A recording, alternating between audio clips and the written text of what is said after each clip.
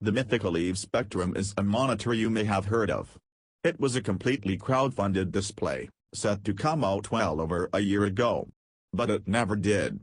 This left backers highly disappointed, fearing they had lost their money to a project that would never come to fruition. But lo and behold, to my surprise, I now have the review unit of the 4K variant in front of me, in the flesh.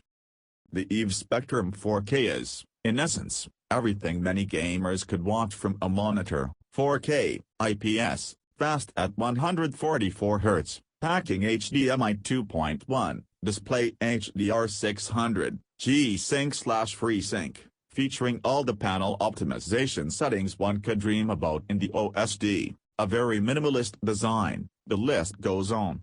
Its design was designed in collaboration with the community, and tons of gamers were very excited about it. But is the EVE Spectrum 4K actually good enough to become one of the best gaming monitors? Well, yes, and it just may have been worth the wait. The EVE Spectrum is the most minimalist monitor I have ever seen. By itself, it has just a 27-inch panel with very thin bezels and a power LED at the bottom. And I say by itself, because the default kit for $799 no S&T come with the stand that'll cost you an additional $99. That's something that was requested by the community, and in my eyes, a great move. The enthusiast market has a thing for sticking monitors on wall mounts and monitor arms in the name of tidier, more minimalistic-looking setups, and I am all for it. Heck, these mounts often cost less than $99 or something in that ballpark, so unless you cannot use an aftermarket VESA mount for whatever reason, I don't see why you would opt for the EVE Spectrum stand. That said, if you do, I am happy to report that the stand is mostly worth its asking price. It has beautifully machined and painted, feeling like a proper quality piece of kit. My only complaint? It is so slim, you rebound to see the cables behind it. That, and at its lowest height, it is still tall at its lowest elevation with the bottom of the display at just over 3 inches above the desk. Otherwise, it has a complete range of adjustments that include rotating to portrait. It don't S&T swivel, but that don't S&T really matter. The stand also has a recess under its foot for guiding cables under it, like for your keyboard. Other than that, there is very little to the design of the EVE Spectrum monitor. The backend features nothing but the ports and controls with a very clean, rectangular design. There is no aggressive gamer-centric styling going on here, just clean and classy. I've always thought that less is more, and I truly dig the EVE Spectrum's aesthetic. The EVE Spectrum I'm reviewing is the 4K model. Because this is a 4K high refresh rate panel, it's expected to include HDMI 2.1, and it's here. The 4K EVE Spectrum packs one DisplayPort 1.4a input and two HDMI 2.1 connections. This will make it excellent for connecting to your PC and two modern consoles, allowing them to run at full RGB colors without chroma subsampling, and with HDR enabled at 4K and 120 Hz. Additionally, that display also has a USB-C upstream connection that is excellent for docking the monitor with a single cable connection, providing display input, access to the USB hub, and up to a massive 100 watts of power delivery over USB-C. It uses the DisplayPort protocol, and in the OSD you can choose to either prioritize for refresh rate to achieve the full 144 Hz but with the USB hub running at USB 2.0 speeds, or limit the display to 60 Hz but reserve USB 3.1 bandwidth for the ports. The only catch is that there is no Ethernet connector, so it's not the full hub. But chances are you will just use the USB-C docking feature for a secondary laptop next to your desktop anyway. The USB hub itself has two USB and one USB-C port, all running at USB 3.1 Gen 2 speeds for up to 10 Gbps of bandwidth. That display is powered by an external brick, though its power cable is on the short end. This means that especially if you want to mount the monitor on an arm and keep the cabling tidy, you'll want to have a cable gutter under your desk to shove it into, as it won't reach all the way to the floor without dangling. Controls for the monitor are present on the rear, comprising of a directional toggle and an on-off button. Pressing the toggle takes you into the display's OSD, which is one of the most lavishly featured OSDs I've come across in a gaming monitor. Of course, you'll find the usual range of connectivity, system, and color and overdrive settings, but the EVE Spectrum has a few more tricks up its sleeve. For gamers, EVE includes a cheating crosshair, FPS counter, low latency mode, adaptive sync settings, response time settings, and backlight strobing modes. Of course, backlight strobing won't work with adaptive sync enabled, but that's to be expected. Meanwhile, the OSD also includes settings to adjust the power LED's behavior and colors with full RGB support. If you don't like the white light, just change it up to match your setup's colors. Isn't that neat? That said, there is one weird thing about the OSD, it's blurry. This is a 4K monitor, but the OSD isn't designed to be very pretty, nor is it even programmed to the same sharp resolution of the display. But it's an OSD, and it's well featured, so do you really care that it doesn't look pretty? It's also a bit slow to adjust values, and I'd prefer to have a brightness adjustment option that doesn't require me to dig deep into the menu for quick changes. But alas. The EVE Spectrum is based on the same panel as LG S27G and 950, which we reviewed last year, and it was indeed very good.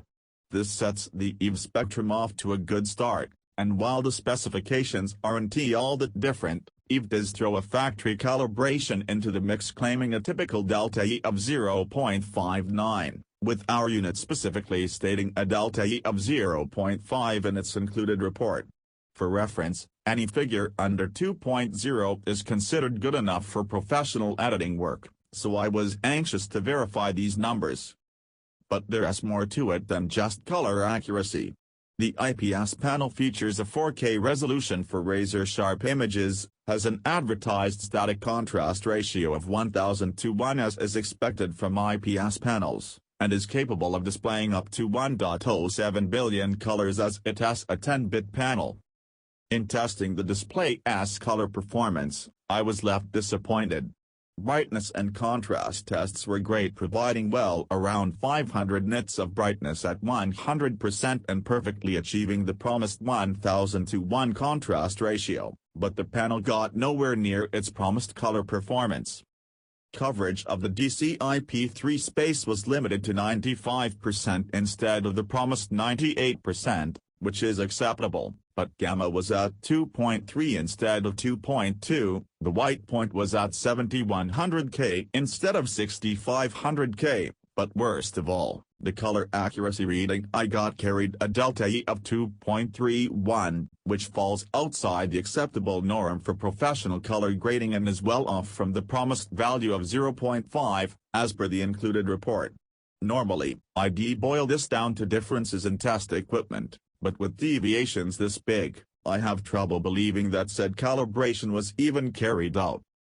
And let us be honest, a typical delta E across all of its testing of 0.59 is too good to be true anyway. The only monitor I ever achieved that with is Acer Concept CM2, which isn't a gaming monitor at all, though LG S27G and 950 tested awfully close. That said, within just a few moments our SpiderX Elite calibrated the display to acceptable norms, refining the white point, gamma performance, and correcting colors to a delta E of 1.46. That said, there's more to it than just synthetic testing, and most gamers probably don't care quite so much about perfect color performance anyway. When I tested LG S27G and 950, I found that the panel's left and right sides rolled off in brightness near the edge, almost making it look like a piece of parchment that was still rolled up at each end. To my surprise, the EVE Spectrum exhibited no such phenomenon, and although it wasn't bothersome at all in LG's panel, seeing this same panel evenly illuminated right up to the very edge does look much more premium. Beyond that, the amount of IPS glow and backlight bleeding from this IPS panel was also minimal. Either this unit was cherry-picked to send my way, even if EVE claims not to do that on its site, or Eve has a trick up its sleeve for the monitor's construction that limits these effects better than LG does. I somehow feel it as the latter, but don't take my word on it, as I haven't seen other units. That's not to say there isn't any. The bottom left corner exhibits a little more glow, but it's very acceptable. Overall, the EVE Spectrum 4K that I reviewed has one of the best IPS panel implementations I've come across, but I am a bit perplexed about why I couldn't replicate the color performance as tested by EVE. Either way, the performance is more than good enough for most use cases, so I wouldn't pass on the monitor just because of the test results I had with my sample. For gaming performance, the most important factor is the fast refresh rate of 144 Hz. By now, 144 Hz has become the norm for gaming monitors to live up to, while at the high end there are monitors that do 360 Hz. Of course, you won't get that at 4K, where you're limited to 160 Hz at the highest end via an overclock on LG's models with this same panel, and although that overclocking option isn't present on the EVE Spectrum, you can opt for a 240 Hz variant by dropping to a QHD panel. That said, unless you're into extremely competitive gaming, I can't really see a case for anything above 144 Hz. But let's forget about all that for a second. Enable Adaptive Sync, enable HDR, and fire up a few games with the graphics sliders all the way up. Here, the EVE Spectrum absolutely shines, quite literally.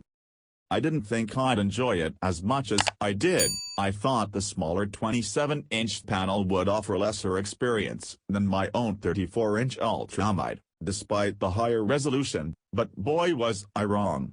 There's a huge added value in playing at 4K for immersion, especially with games that have textures with all the resolution required. I played Mass Effect Legendary Edition, Horizon Zero Dawn, and even fired up Cyberpunk 2077, because it would almost be criminal not to. Long story short, the EVE Spectrum provided a level of resolution that was a joy to play on, especially on immersive titles like these that have the texture resolution to back it up. Paired with 600 nits of HDR brightness, I could find myself lost in game worlds for hours. Of course, when it comes to competitive titles such as Insurgency Sandstorm, the EVE Spectrum 4K is no slouch either, though it's important to keep in mind that it is a 4K monitor. Whereas I didn't have an issue playing the aforementioned story-based titles at higher graphical fidelity and relying on adaptive sync to keep things smooth, in this competitive online shooter, I did have to lower the graphical settings to get anywhere near the 144 Hz refresh rate, so do budget for a beefy graphics card if you're interested. Budget for